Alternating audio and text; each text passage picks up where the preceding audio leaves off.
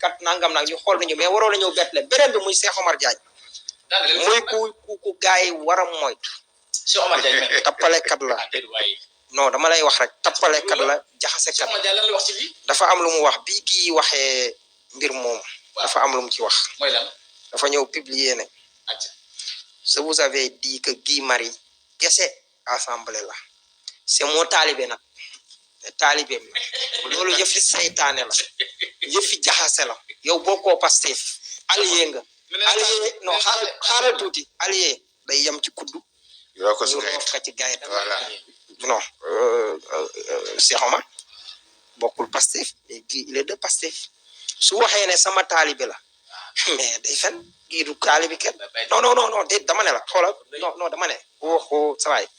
mbir yi dañ koy wax tel que nu mu demee wax ko nu mu demee lii jaxase la ak yu demee noonu Guy nag moo war a xam ne te lii ñuy waxal Guy Cheikh Omar ko njëkk taxaw nañ ànd sàmm jukku yi mu nekkoon porte parole mu am benn téere livre mooy téere bu alxuraan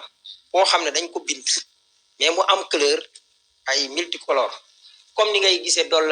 xasida yi ñu mën a def fii tey sindi di mu bleu wala moy bu mu verte nangam nag ak yooyu bi mu ñëwee ñoom ñu wax waa ànd sàmm jikko yi ne nañ ci tey bañ ci communiquer maanaam xool ko saytu ko ba mu leer parce que comme dañuy jàpp ne ay LGBT ñoom ñooy saboté ak yooyu ñu ne kon bul ci waxee ko nii ak nii ak nii ñuy def conférence bi rek Babacar Mbuub génn xaw ma astaghfirullah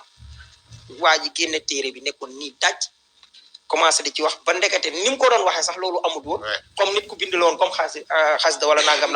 su bëggee amul benn problème mais taxaw di buruxlu ci biir man aw ma problème da xalaatam lay wax parce que man maa ngi nii damay wax sama xalaat ci xalaatam. da ngay wax sa xalaat parce que tamit dama fréquenté l'homme dama ko xam.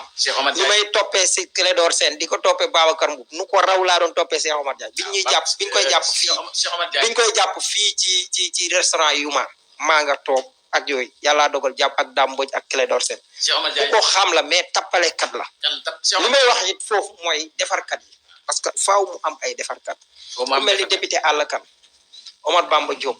ak ñoom Soxna Roq Ndiaye ak yooyu nañ jóg waxtaan ak Guy waxtaan ak Ismaïla Diallo ay nit ñu baax lañ ci nit ku baax la doonte nit tey juum mooy mun nangu ay erreur ñu ñëwaat Cheikh Omar Diagne wax na dëgg bu fekkente ne nee na Guy Marius Sagna non man bàyyil ma wax fii li ma bëgg a wax moo amal solo ma ne na defarkat yi jóg waxtaan parce que weesugut parce que nit ki ku mel ni Guy ak loo mën a wax activiste wala non ak loo mën a wax mooy ma complété la waaw non dama ne baal ma daaneel fii loo mën a wax muy ku mel ni Guy ak Ismaïla Diallo ak ñooñu nañ ci jóg dox ci tànki jàmm mbir yi ñëwaat à la normale mooy mu xam ne mbir mi du travail en solo di fësal sa bopp mais fësal travail d'équipe la war a ne li muy def nii bu ko Sadio Mané defoon résultat du am Coupe d'Afrique bii passé muy dëgg Cheikh Omar Diagne wax dëgg ne